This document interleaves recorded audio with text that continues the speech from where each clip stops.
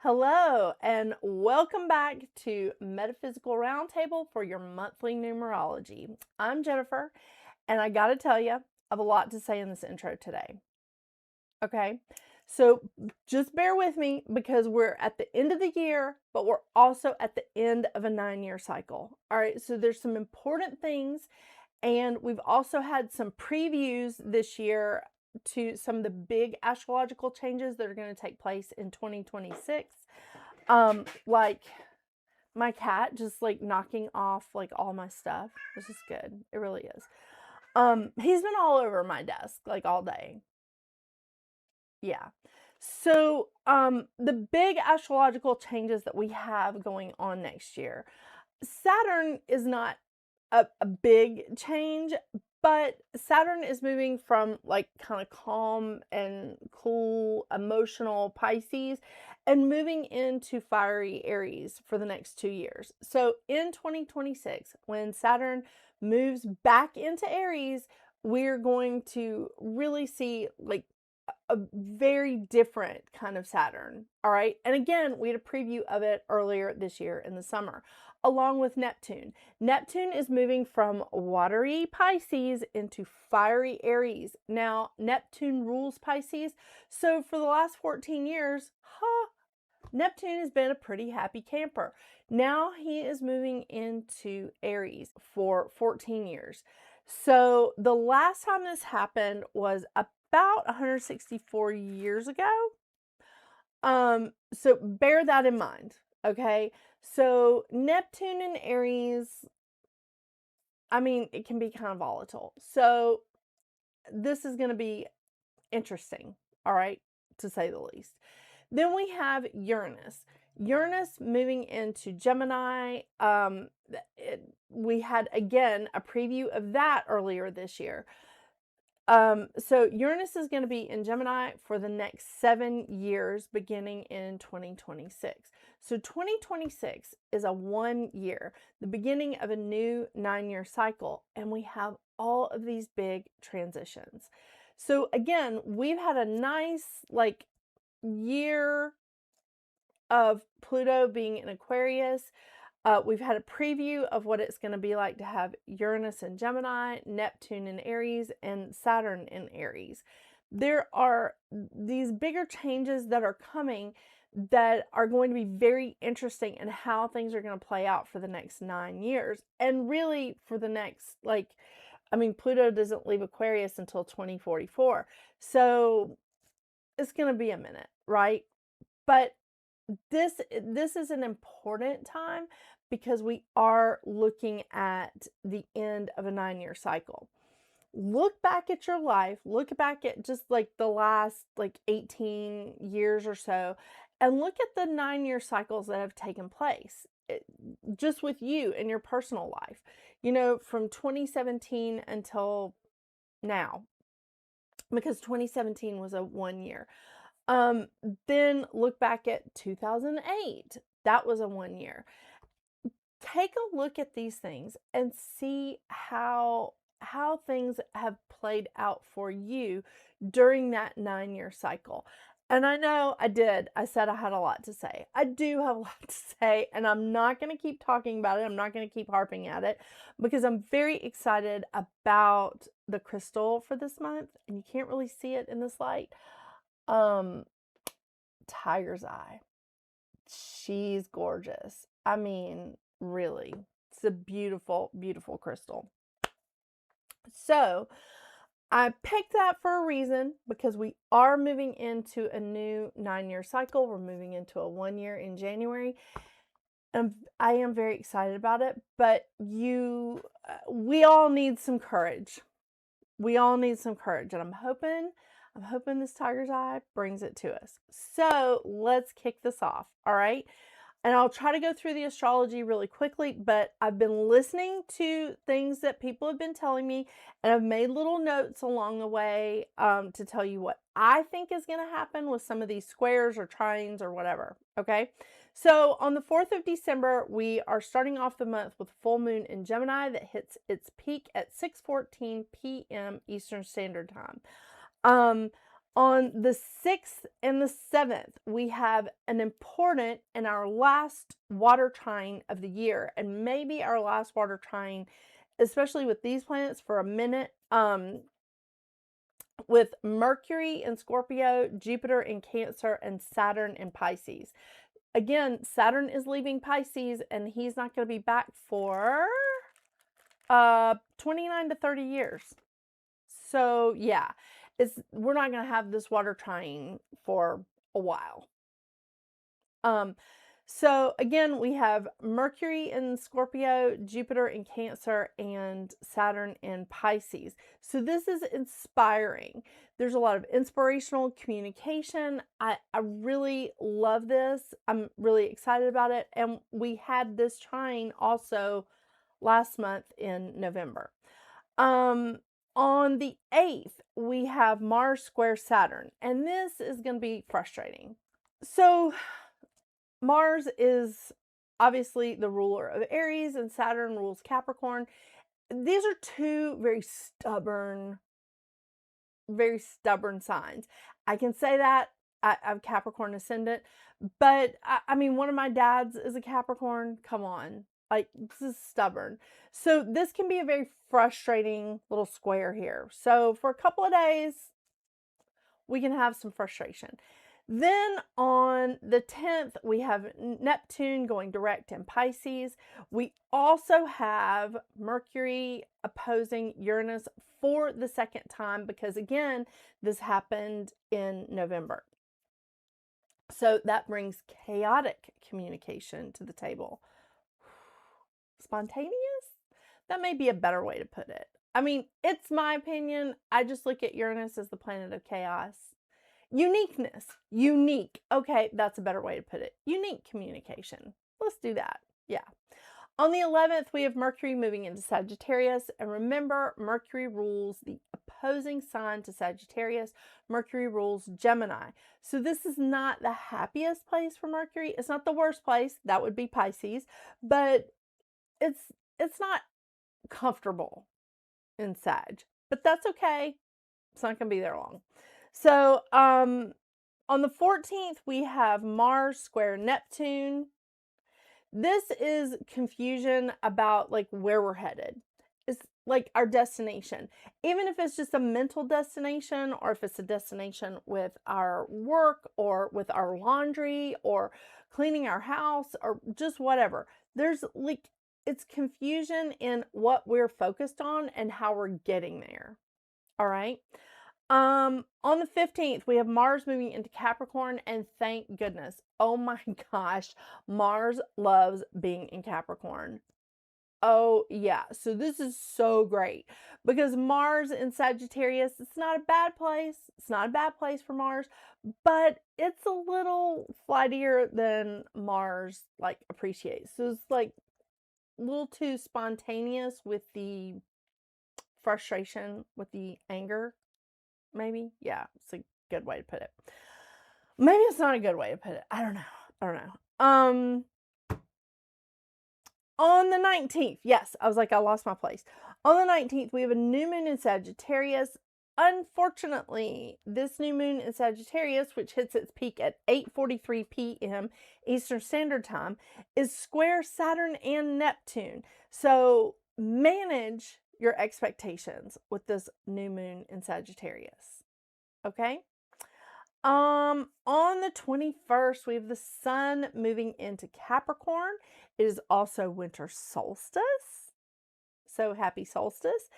And Venus is square Saturn. Now, the thing about Venus being square Saturn is that it could give us some false hope with our relationships. So watch out for that, okay? On the 24th, we have Venus moving into Capricorn. Again, hallelujah. And incidentally, Venus is also square Neptune that same day, right before it moves into Capricorn. So when we see Venus square Neptune, even for a minute, it's going to cause tension between the reality and the illusion in our lives. Yeah. On the 30th, we have Mercury square Saturn. So stubborn communication.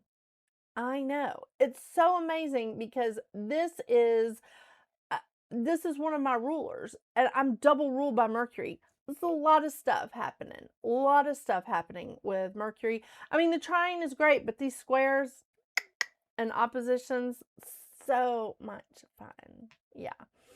In all of that, I kind of glazed over the whole Christmas Eve, Christmas Day, Kwanzaa, Hanukkah, but I just want to say happy holidays to everyone. Truly, truly, thank you for making my year back on my channel a fabulous one. So I really, really appreciate you. And whatever it is you're celebrating, happy holidays. And I am looking forward to this new year. Okay, so we are ending the month and the year with 3 planets in Earth plus South Node and the Sun, 3 planets in water plus North Node, 1 planet in fire, and 1 planet in air.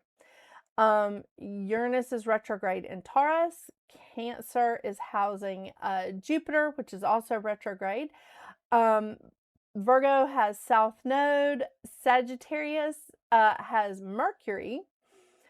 Capricorn is hosting the Sun, Mars, and Venus. Lucky.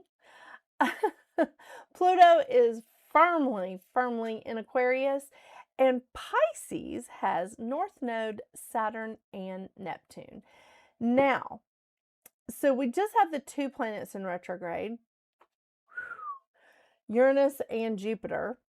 But I want to talk about Tiger's Eye. This Tiger's Eye is the crystal of duality. And let me tell you, this is so pretty. Oh my gosh, so pretty. I have these beautiful towers. I mean, it's just so pretty. And I even have some bracelets. And what I love about the bracelets is it's not particularly shiny, but you can really, really see all the different colors that are in the Tiger's Eye. It's these beautiful browns and golds. And this has a long history, okay? Long history. Most of the information I got is from crystalvaults.com. But this crystal is known as all-seeing, all-knowing eye. With the long history, Egypt compared the Tiger's Eye with, it represented the sun god Ra and the god of growing Geb. I think I'm saying that right. And it was, again, about duality because the sun god and the god of growing, it was representing the sun and the earth. So very, very interesting combination, which we all love here. This was strength, vitality, divine vision, and they even put these crystals in the eyes of like statues for their deities. Kind of cool. Yeah. The Romans used this because they wore it into battle for courage and protection. The Greeks used the Tiger's Eye to reflect back malice or threats to someone that was maybe on a journey or even like a spiritual journey, because this helped them to navigate safely without malice or threats from others. So it reflected back the malice and threats to people that were sending it out to the travelers. Again, even if it was a spiritual travel. So this crystal is very much about courage, integrity, protection, proper use of power, harmony between opposites. So any opposing feelings or people that are in opposition views.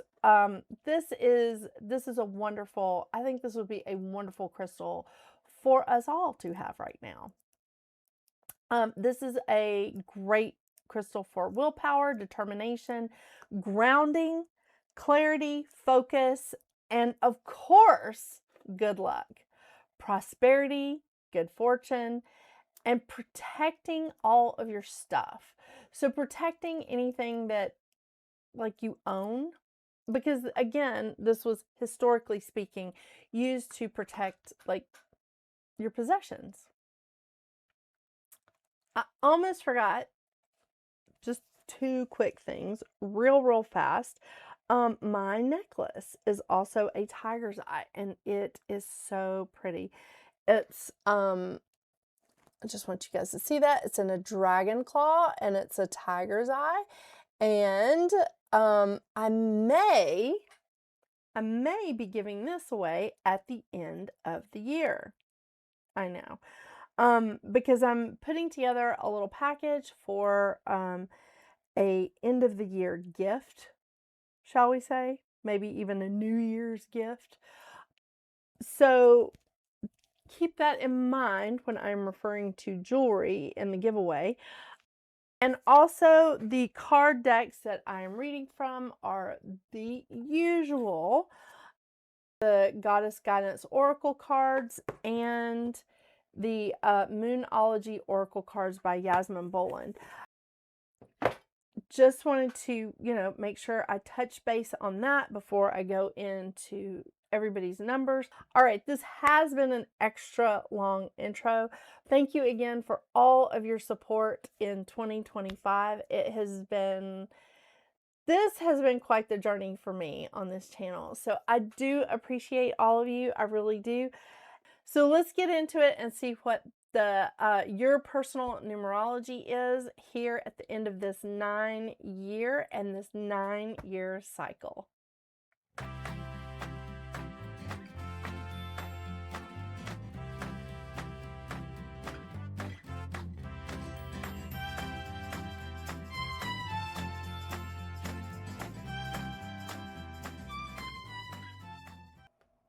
Life Path 33. Well, December, you are doubling down on this 9 vibration at the end of this 9-year in numerology.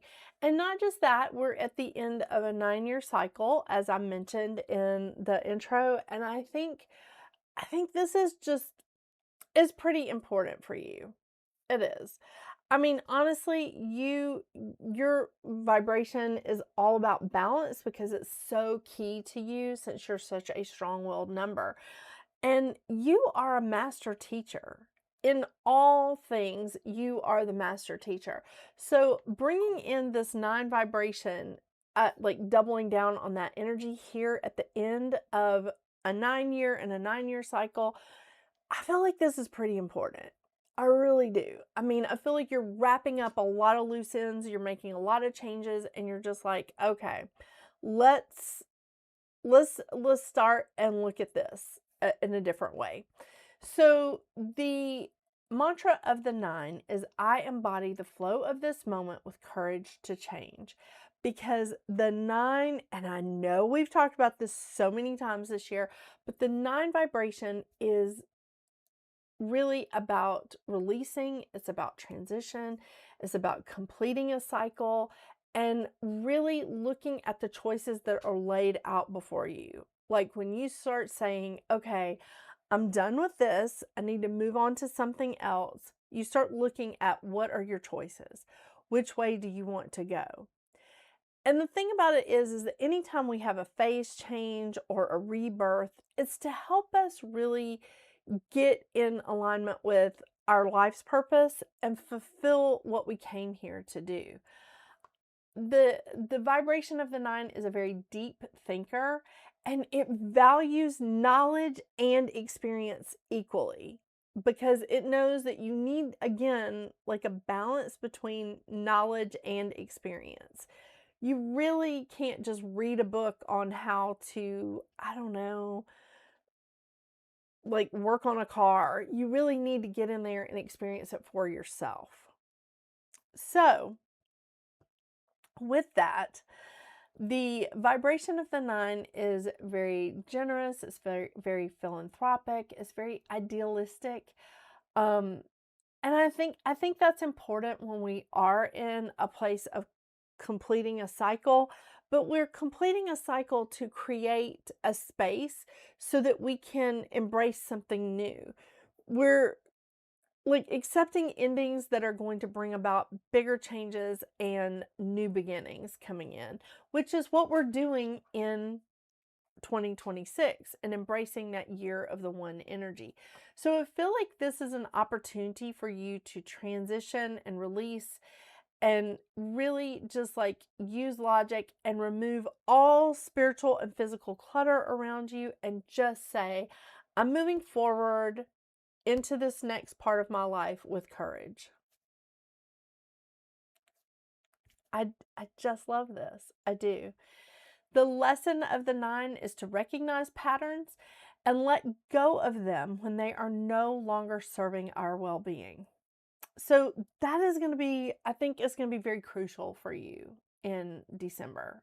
I think this month for you is it is going to be just wrapping things up and just saying, I know what I want to, I know what I want, and I know what I want to leave behind. The shadow side of the 9 is fear of change, fighting change, which can bring some impulsive or really moody behavior in, because we have a tendency to get impulsive when we're feeling insecure about something, when we're feeling really stressed. We get like impulsive and are just like, well, you know, this donut will make me feel really good, or this pair of shoes will be awesome. So watch yourself and don't get impulsive with your money, especially during a month full of holidays. I mean, December is chock full of holidays. We've got winter solstice, we've got Christmas and Hanukkah and Kwanzaa and New Year's Eve. It's chock full of stuff that could be happening all around us, like social or family or, you know, just whatever. But the thing is, we don't want to get like too impulsive and moody with our finances during a holiday and set ourselves back when we're going into a new year. I know it's a little tricky, it is, but don't beat yourself up if you are like worried about change, if you're fearing something that may happen. Don't beat yourself up about that. Feel the fear, you know, spend some time with it, work with it, but don't camp out in it. Don't stay in it. It won't do you any good. It really won't. Because we can fear tomorrow all day today, and tomorrow is still going to come. I know, that's not really philosophical of me, is it? All right, let's see what advice cards we get for you, Life Path 33.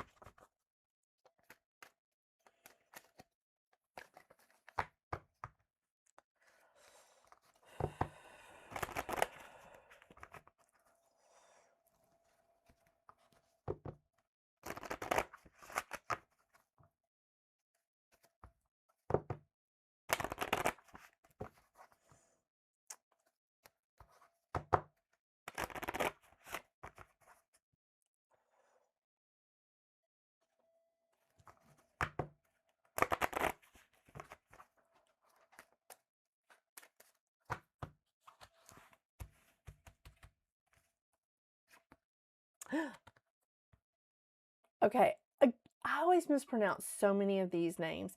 Ishal, medicine woman, you are a channel for divine healing power.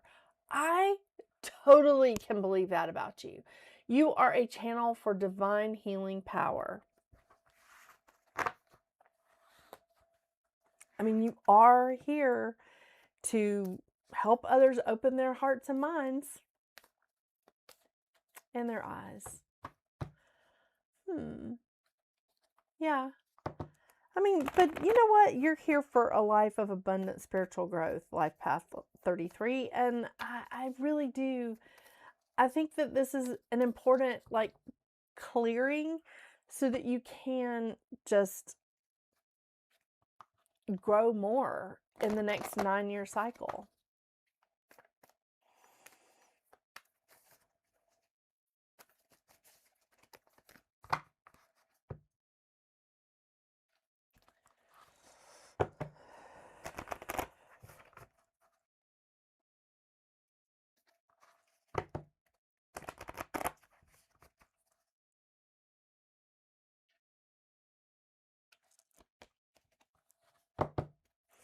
watching my cat.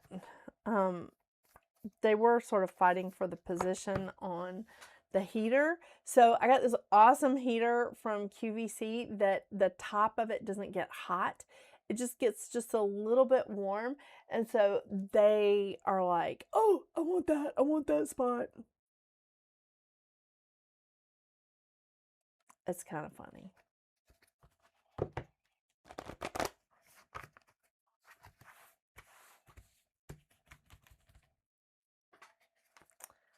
Ooh, the end of a tough cycle approaches full moon in Capricorn. I can't make this up. I mean, this is so awesome. The end of a tough cycle approaches full moon in Capricorn.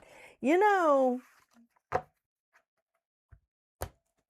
this last 9 years could have been very challenging for you. Interesting, interesting, interesting. Full moon in Capricorn. Okay. So good. Okay, how hard are you willing to work for what you want? This card is reminding you that effort is required. Work issues may be about to come to a head when this comes up. If you were wondering if you should stay in your job or leave, this card can be a strong sign to make an exit. The end of a rough time is forecast. This card also asks you to consider how ambitious you are and whether you're prepared to pull out all the stops to make your professional dreams come true without being ruthless. That's important. With a love question, this card can be a call to face reality. Whatever situation you're asking about, making a plan will help. If your personal life is troubled, prioritize it more. Release control and trust the universe. Wow. And at the same time, you are a channel for divine healing power. Release control and trust the universe. And I said this before, but you are a very strong-willed number, and there's nothing wrong with that. I'm a very strong-willed zodiac sign, so it's okay. We're in good company. But take it easy on yourself, okay? Release control and trust the universe. Thank you so much for joining me today. I hope to see you in mid-month for your mid-month numerology, and I really, really hope to see you in 2026. So until we see each other again, you have a great December and get out there and make your magic. Bye.